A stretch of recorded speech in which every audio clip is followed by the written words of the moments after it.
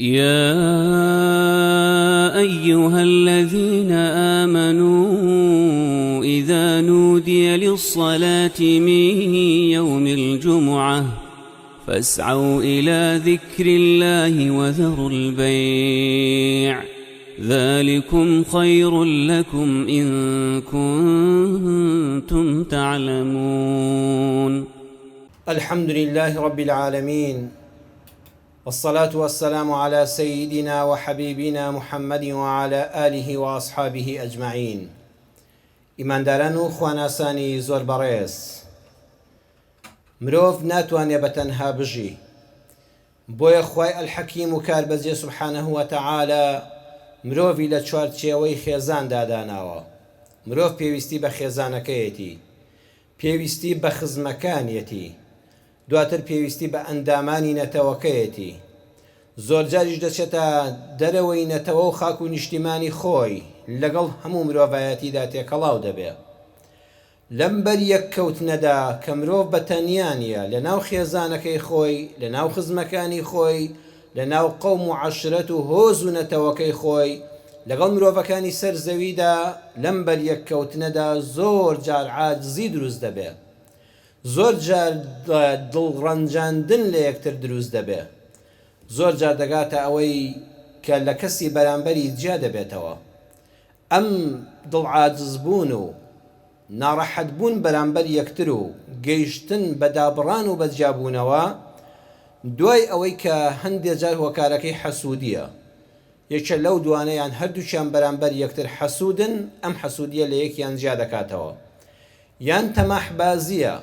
زۆرجار تەماحبازی وا دەکا کە مرۆڤەکان لە یەکتری جیا ببنەوە، زۆربەی عاجزبوون تا دەگاتە جیابوونەوە. بەڕێزان ئەمڕۆ بەهۆی تەماحبازیەوەیە. یان ناخی بۆگەنە، کەسەکە هەر بۆ خۆی ناخ و دڵ و دەرونی وێرانە و لەگەڵ کەسە ئیدارە ناکە و ناحاوێتەوە. بەڵام سەرەڕای ئەمانە، سەرەڕای ئەم سێ خاڵە هەندێک جاری تریش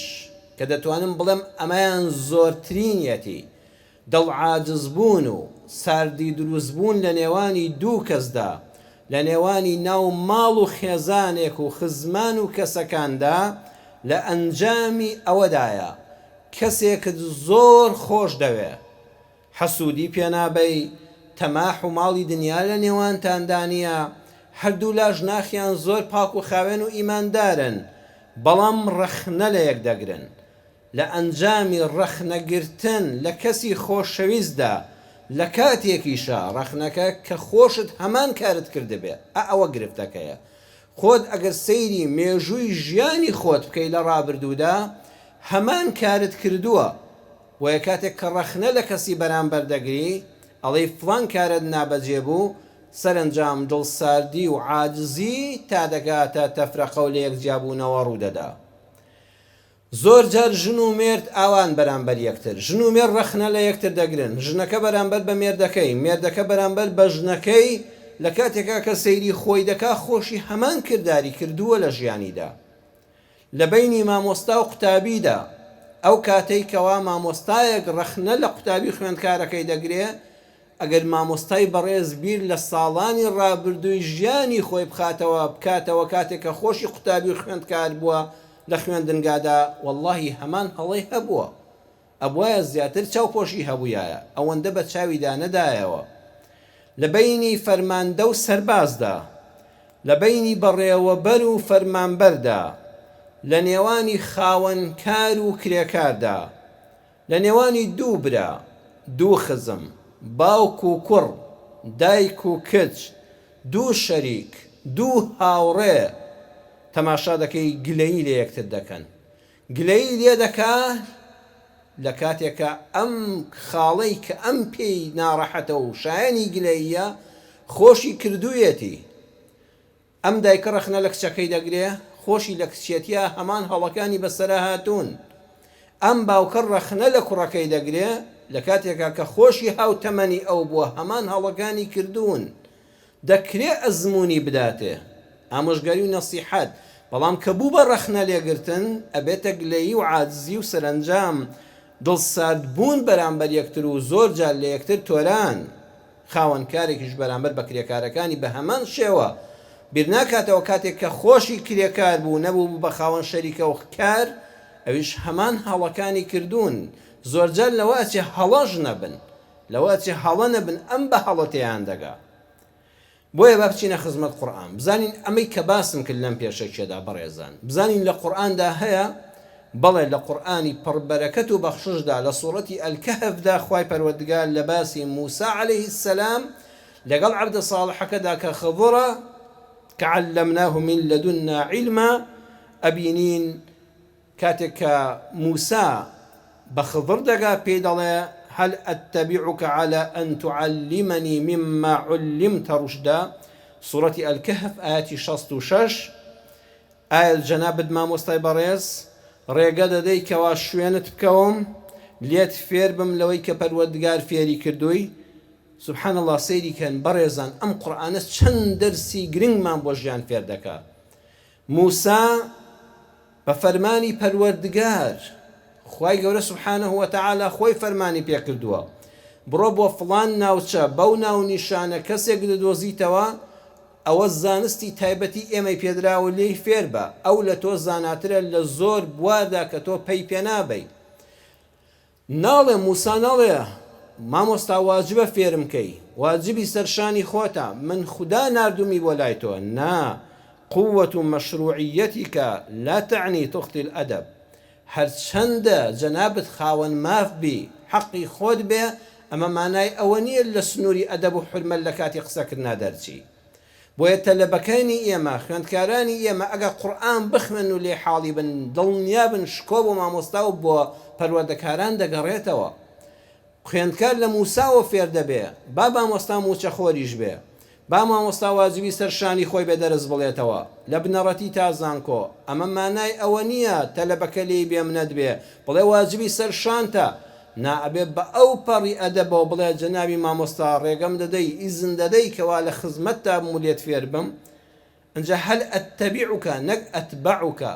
من دەمەوێ قوتابیەک بم بلیمەت بم گفتوگۆل لەگەڵا بکەم ڕای گۆڕینەوە لە نێوانماندا هەبێ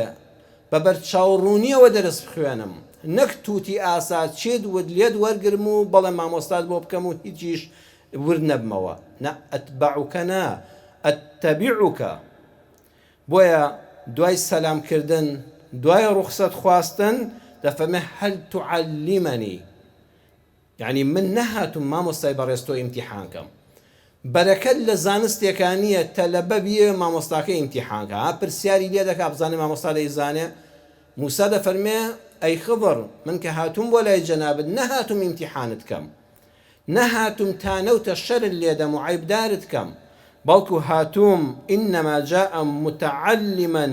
مستزیدا هاتووم زانستم زیادکە هاتووم زانستێکی نوێ کە من نایزانم و بەڕێزت دەیزانی فێر بم ئەم ئەدەب و حرمەتە پێمان دەڵێ هەل ئەتەبیعوکە یعنی خۆ بەکەم زان بە گرفتی مرۆڤی ئەمڕۆ ئەوەیە کە ئەم کیبرە لە ناخماندا خەریکە دروست دەبێت چەندە زانستت پێ بێ ئەگەر خاکی و متەواضع و خۆ بەکەمگر نەبی واللهی چەقی نەفامی چەقیوی لە ناو نەفامیدا بەڕێزان ئەم قسەیە زۆر بەوردی گوێ بگرن چەندە بڕوانامەکانت باڵا بێ چەندە عیلم و زانیاریت پێ بێ متەکەبیر و خۆ بە گەورە زانبی خاشێتی لە دەست دەی و متەواضع نەبی واللهی چەقیوی لە ناو نەفامیدا بۆ چونکە ئیبلیسمان هەیە بە نمونە ئیبلیس عليه اللعنة کە الله سبحانه وتعالى لعنەتی لێ کردو و نەفرەت لێ کراوە حتا قیامەت بەدبەختە و جەهەنەمی هەتا هەتایی جێگایەتی واللهی لە زانستا کەس لەسەر و ئەوە نەبوو ئەوەندە زانابوو بەڵام کاتێک کە خۆ بە زلزان بوو نەفرەتی لێکرا لە چەقی نەفامیدا چەقی چەندە دەوڵەمەند بی پارەدار بی ڕەسیدی بانقت بەهێز بێ دینار و دۆلار لەبەر دەستا کەوت بێ ئەگەر خاچی نەبی ئەگەر خۆ بە کەمگر نەبی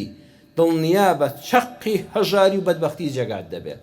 بەخوا هەر دەوڵەمەندێک لوتی بەرز بێ ڕۆژێک خۆی بە هەژاری دەبینێ هەر دەوڵەمەند و سەرمایەدارێک خاچی و متەواضع نەبێ نەڵێ خوایە ئەمە هەمووی هی تۆیە کبری پێوە لێدا و خۆ بنوێنێ بەسەر خەڵکا و پۆز لێدا دڵنیا بە ڕۆژێک بەدبەخت دەبێت. نمونەمان چێ قاڕون کەس هیچ سەرمایەدارێک لەم سەر زەویەدا نەبووە و زەحمەتی شە ببێ بە ئەندازەی قاڕون سەرمایەدار بێ ئەوەندە سەرمایەدار بوو بەڵام چونکە خۆ بە زلزام بوو حسابی بۆ کەس نەدەکرد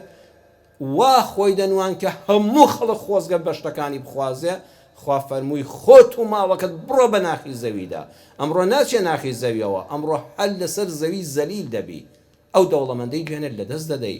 ئەو خۆشگوزەرانیانت لەدەست دەسن تووشی بەدبەختیەک دەبی. بەداخەوم لە وڵاتی ئێمەدا مامۆستای زانکۆیە سەرۆکی زانکۆیە سەرۆک بەشی زانکۆیە ڕاگری کۆلێژە بڕوانامەکەی دکتۆرایە پرۆفیسۆری یاریدەدەرە پرۆفیسۆرە واللهی قوتابیان گلەیی لێ دەکەن دەڵێن لە زانکۆ بەلا تا دێ سەلامت لێ ناکە سەیرت دەکا و سەلامت لێ ناکە سەرۆک بەشێکە عەمیدی کولیەیەکە سەلام لە مامۆستاکانی بەشەکەی خۆی ناکە خۆی لەوان بە گەورەتر دەزانێ خۆی بە هاوشانیان نازانێ واللهی تۆ چەقیوی لە نەفامیدا ئەو بڕوانامەیە بەس کاغەزە هەڵواسراوە. زۆر خاوەنکار هەیە سەلام لە کرێکارەکانی ناکا کە لە شەریکەدا دەڕوە لوتی بەرز دەکاتە وەکو نەتان بینم بڕواتان هەبێت چەقی هەژاریە زۆر هەژاری چونکە ئەوە هەمووی خوایە. بۆیە موسا بەو هەموو پلە گەورەی کە لە لای خوا هەیەتی وەکانە عند الله وەجیها الله خۆی شایدی بۆ داوە موسای خاوەن پلە و پایە و ڕێز و حرمەت و ناز لای خوا کە دەچێتە لای مامۆستاکەی هەل ئەتەبیعوکە مامۆستا هاتووم دەبێ فێرم کەی خوا منی ناردۆ بۆ لات ناقەت فێری ئەدەب با خاوەن مەشروع بی با فەرمانت پێ بێ با ئەمرت پێ بێ بەڵام حرمەت هەر دەبێ بژیرێ حرمەت لە بینی تۆ و دایک و باوکتدا لە بینی تۆ و مامۆستاکەتدا لە بینی تۆ و خاوەنکارەکەتدا لە بینی تۆ ئەو کەسەی لە تۆ بەتەمەنترە پلەدارترە با حرمەت هەر بمێنێ ڕێگەم پێ دەدەی ئەم قسەیە چەند جوانە جەنابەت ڕێگەم پێ دەدەی ئیزن هەیە لە خزمەتتا بم هەندێک لەو زانست و زانیاریی تۆ فێر بم کاتێک کە دەبنە هاوڕێ بەیەکەوە دەبن موسا سێ ڕەخنە دەگرێ سێ جار ڕەخنە دەگرێ گلەیی دەکا سەرنجام دەبێتە هۆکاری لێکجیابوونەوەی موسا و خضری خۆشەویست بەڵام خضر یەکەم جار پێی دەڵێ فەین اتبعتنی فلا تسألنی عن شیء موسا مەرجێک لە نێوانماندایە هەر کاتێ من و تۆ بووینە هاوڕێ بووینە مامۆستا و قوتابی مەرجێکم هەیە نابێ بۆ هیچ شتێ پرسیارم لێ بکەی عن شیء هیچ شتێکی ورد و بچووکیش چەندە شتەکە بچووک بێ نابێت تۆ پرسیارم لێ بکەی حتا لە دواییدا خۆم پێت دەڵێم موسا دەفەرمێ قبوڵمە سبحان الله هەموو جاکە قورئان دەخوێنیەوە دەرسی ژیان وەردەگری ئەمە ئاتە چیمان پێ دەڵێ ئەڵێ هەر ژیانێک لە بینی دوو کەسە ژن و مێرد بەیەکەوە بەڕێزان ژن و مێرد بەیەکەوە بن دوو شەریک بەیەکەوە شەریکایەتی بکەن لە ماڵێکە هاوبەش بن دوو کەس هاوڕێ بن ئەگەر شەرت و مەرج لە بینیاندا بوو یەقینت هەبێ ناگەنە لووتکە ئاخری لێک جا دەبنەوە هەر وەختێ شەرت هەبوو ئین کانە هوناکە شەرتون کانە هوناکە ئەسسەلام و ژیان لەسەر لێبوردەیی نەبێ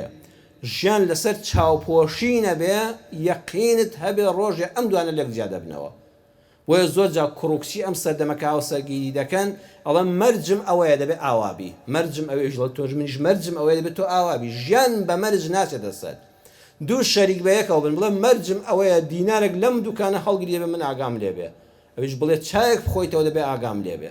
ئەژیان کە چوە سەر شەرت و مەرج یەقینت هەبێ زۆر بڕناکە چاو لێ موسا شەرتی دانا چونکە دەزانێت موسا تەحەمل ناکە خضر مەرجی دانا لە ئەنجاما موساش تەحەمل ناکە ئەمیش بەشێک لە زانستی خۆی دەداتێ لێک جابوونەوە هەل لێرەدا قورئان ئەو دەرسە گەورەی فێرکردن باش ژیانمان لەسەر شەرت و مەرج نەبێت چونکە کۆتاییەکەی سەلام و خواحافیزی و لێک جابوونەوەیە ڕەخنەکان ئەمە بوون ئەخەرەقتەها لتغریق ئەهلها یەکەم ڕەخنە کە موسا خۆی پێ نەگیرا دوای ئەوەی بەڵێنی دابوو وعد بێ قسە ناکەم بەڵام کاتێک کە کەشتێکەی کون کرد من بەسەراتەکان بۆ جەنابتان ناژێڕمەوە جەنابتان دەزانن و من دەرس و عیبرەتەکانی وەردەگرم کەشتێکەی کون کرد عیبداری کرد موسا خۆی پێ نەگیرا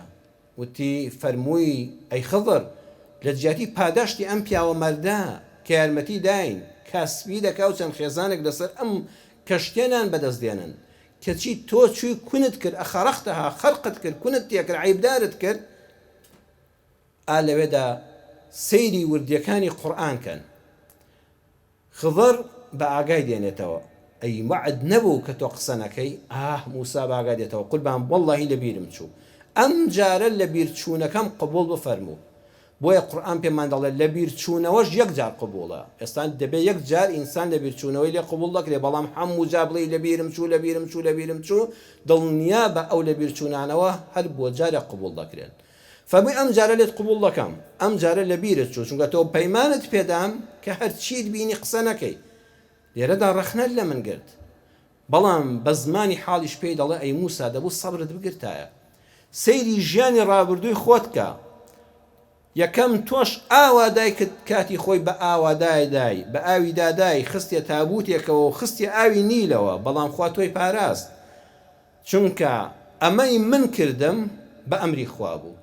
ئەوەی دایکی شت کردی هەر بە ئەمری خوا بوو ئەوە تۆ قسە نەکردایە چونکە من ئەم کارانە بە خۆم ناکەم بە ئەمری خوا دەیکەم پێم وتووی هەرچی بیکەم بە ئەمری خوایە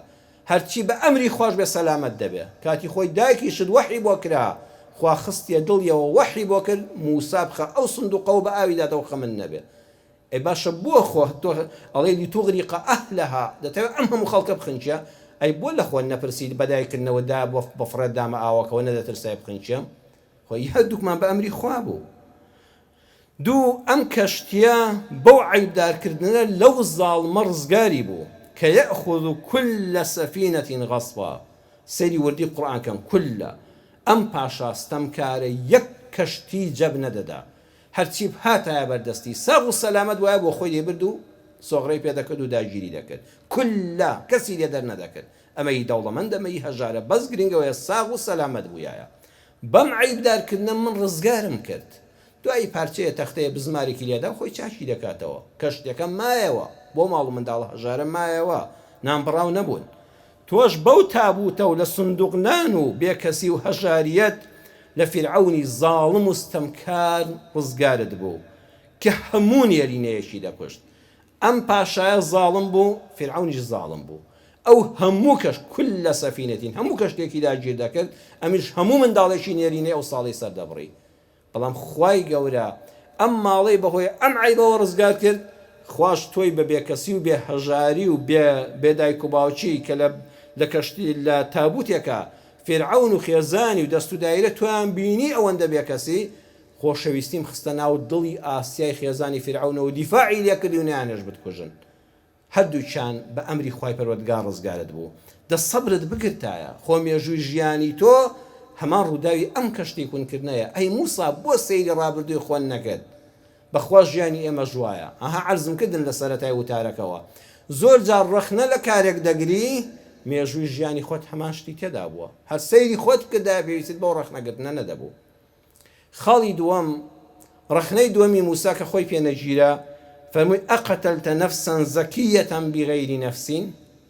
کاتێک چوونە گوندەکەوە مێر منداڵێکی هێنا خضر زلەیەکی لێدا بەلا داهات و کوشتی موسا ئەم جارە هەر خۆی پێنەگیرە وتی مناڵێکی پاک و بێگەردی ناباڵغی مێر منداڵت بە نەحەق و ناڕەوا کوشت توخوا ئەمە کار بوو کردت بەڵام خۆشی هەمان کاری کرده بوو بە نازێکەوە بە تیلەی چاو فەرمووی ئەبووە بیرت کردایەوە ئەی هەر جەنابت نەبووی کاتی خۆی لە ناو بازاڕە زلەیەک لە کابرایەکی قیبتی فیرعەونیدا و بەلادا هات و کوشتت دوو هناك سر إلهي وراء القتل نهێنیەکی خوایی لە پشتی ئەم کوشتنەوە هەبوو ئەم باوکو دایکی ئەم مێرد منداڵە کە من کوشتم بە فەرمانی خوا ئەبەواه مؤمنەینی فەخەشینا ئەن یوڕهقەهما طغیانا وەکوفرا دایک و باوکی زۆر بە ئیمان و ئیماندار و خواناس و خواپەرست بوون خۆشەویستی ناو خەڵک بوون لە عیلمی خوادا بوو ئەم منداڵە گەورە ببوویایە و پێ بگەیشتایە و ڕاست و چەپی خۆی بناسیایە و ژن و منداڵی هەبوویایە ئینسانێکی بێدینی لە دەردەچوو باوکەکەی بێدین دەکرد دایکی بێدین دەکرد ئەوەندەش نەکبەت بوو تووشی دوژمناتی و سەرگەردانیشی دەکردن بۆیە حکمەتێک هەیە کە نابیندرێ بە چاو نابیندرێ بەڕێزان خوای گەورە لەبەر خاتری ئەم دایک و باوکە ئیماندارە ئەم ئەولادەی لێستاننەوە دواتر ئەولادی ساڵحیان لە شوێنی ئێمە پێدەبەخشێ. دووەمیشیان سڕی ئیلاهی لە کوشتنی ئەو قیبتێ بەدەستی تۆدا. ئەی موسا تۆ زلەیەک لێدا دووری قەیەوە، خۆ مەبەستت کوشتن نەبوو، بەڵام بۆ مرد تەغییرا وئینقلابا فی حیاتیک، کوشتنی ئەو پیاوە بەدەستی تۆ کاکە مرۆڤ بە زلەیەک نامرێ، بە بۆکسێک نامرێ. ئەی بۆ بەلادا هات و دڵی وەستا و مێشکی لە جام بوو بەلادا هات و ڕاز نەبەوە مرد. ئەم کوشتنە خوای پەروەردگار کردی بە ئینقلابێک، بە ئاڵ و گۆڕێک لە سەر تا سەری ژیانی تۆدا. موسا لەو لەحزەیەوە ژیانی گۆڕا، لە کوڕی کۆشک و کوڕی فیرعەونەوە بۆ بە ئینسانێکی ڕاکرد و 10 ساڵ ڕای کرد بۆ مەدیان کە هاتەوە بوو بە پێغەمبەری خوا سەلامی خوای لەسەر بێ. چاو لێیە پێیوت تۆ لەسەر بەنو ئیسرائیلیەکی مەزلوم دیفاعت کرد و کوشتت، بەخوا منیش ئەو منداڵم کوشت دیفاعم کرد لە دایک و باوکێکی مەزلوم. جا بەڕاستی بەڕێزان مەزلومترین کەس، تەم لێکراوترین کەس ئەو دایک و باوکەیە کە بەهۆی ئەولادێکەوە تووشی بێدینی دەبێت. دایک و باوکێکی ئیمانداری خواناسی بە حیا و حرمەت قەت لە ژیانە کەس پێنەوە تونندرۆ دەکەی، بەهۆی کشەکەیەوە بەهۆی کوڕەکەیەوە خەڵک ئەڵێ هەی ڕووی باوکت وابێ، هەی ڕووی دایکت وابێ. بەڕاستی ئەمانە مەزلوممان کۆبن. فەرمووی موسا دەبوو سەبرت بگرتایە. ئەی تۆ لەسەر ئەو بەنو ئیسرائیلە مەزلومە بە جواب نەبووی زلەیەک لە کابرادا و کوشتت، منیش لەسەر ئەو دایک و باوکە مەزلومە کە دین و ژینیان دەکەوتە مەترسیەوە بەهۆی ئەم ئەولادێکە گەورە دەبوو نەکبەت دەبوو، منیش دیفاعم لە مەزلوم کردووە. چاو لێ هەمان ڕەخنەکە تۆ دەیگری سەیری ئەرشیفی ژیانت کە هەمان شتیشت بۆ خۆت کردووە، دەبووە ڕەخنە لە من نەگرتایە. سێمیان کاتێک کە چوونە گوندەکە و میوانداریان لێ نەکرا، موسا سەیری کرد دیوارێک لار بووەتەوە، دیوارەکەی تابانی ڕاست کردەوە. موسا ئارامی نەگرت، بیری چۆ دیسان وعدی داواگەر ئەم جارە قسە بکەم لێک جا دەبینەوە. فەرمووی ئەگەر حەزت بکردایە لەو شئتە لەتەخەذتە عەلەیه ئەجڕا، کاکە ئێمە وا دەمرین لە برسانە. یەک نامەردێک نەبوو لەم دێدا دەرگامان لێ بکاتەوە، مەردێکی تێدا نەبوو، هەمووی نامەردە. توخوا حەیف نییە بۆ خەڵکی ئەم شوێنە بە بەلاژ ئیش بکەی. موسا ئەم ڕەخنەیە لە خضر دەگرێ، بەڵام سەیری ژیانی خۆی بکە. ێ باشە خۆ چەند ساڵێک لەمەوە بەر بوو کە تۆ چوویتە مەدیان کەس میوانداری لێ نەکردی، خەڵکەکان هەمان وەکو ئەو دێ نامەرد بوون، کەس نەیوت کاکەی جان تۆ غەریبی بێ کەس دیاری لە ڕەنگ و ڕوخسار تا دیارە برسی، فەرموو با بڕۆین پاروێگنانت بخۆین، با مەڕێکت بۆ بدۆشم و تۆزە شیر بخۆوانە و ئاهێکت بێتەوە بەر. کەس وای پێنەوەتی، بەڵام کاتێک کە دوو کچی فەقیرت بینی کە مەزلومن، کە خەڵکەکە وەکو پێویست هاوکاریان ناکەن، بەبێ ئەوەی کەوا نانێک پەیداکەی، بەبێ ئەوەی داوای پارەیەک بکەی، ئەی تۆ نەچووی مەڕەکەت بۆ ئاودان هەر بە بەلاژ وەکو کارە بەلاشەکەی من، هەر عینی کارە بەلاشەکەی منن نەکرد،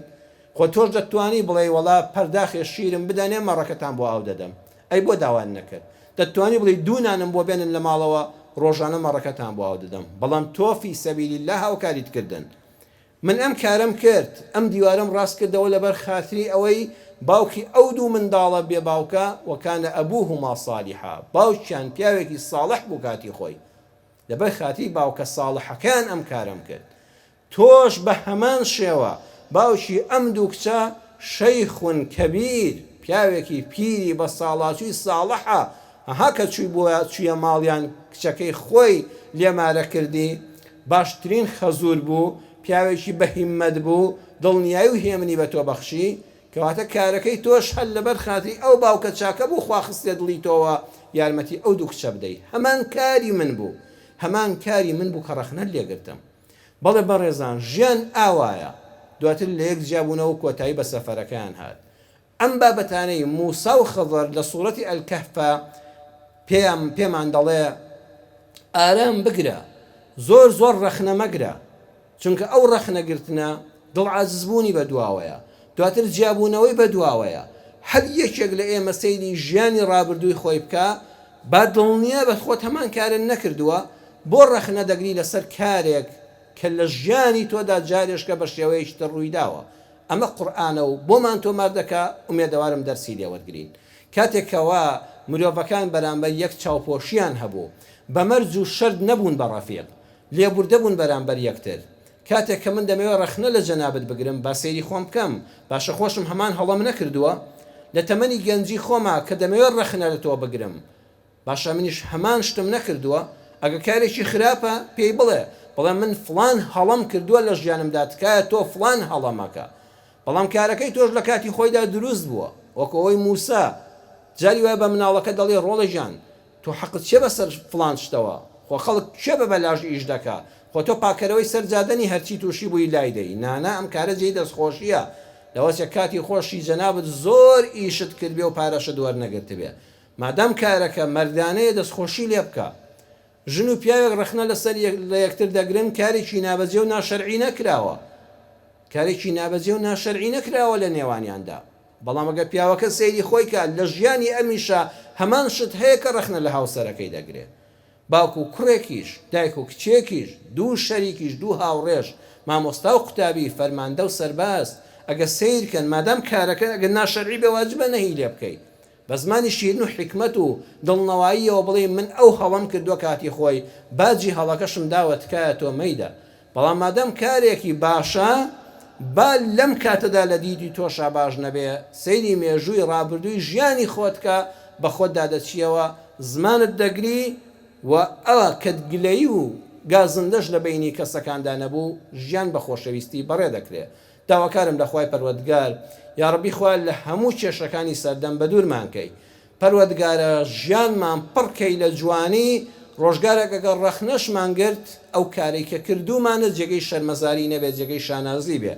یا ئەڵڵا خۆمان، خێزانمان، منداڵەکانمان، کەسوکارمان، هاونیشتیمانیانمان، هەموو ئیمانداران، هەموو مرۆڤایەتی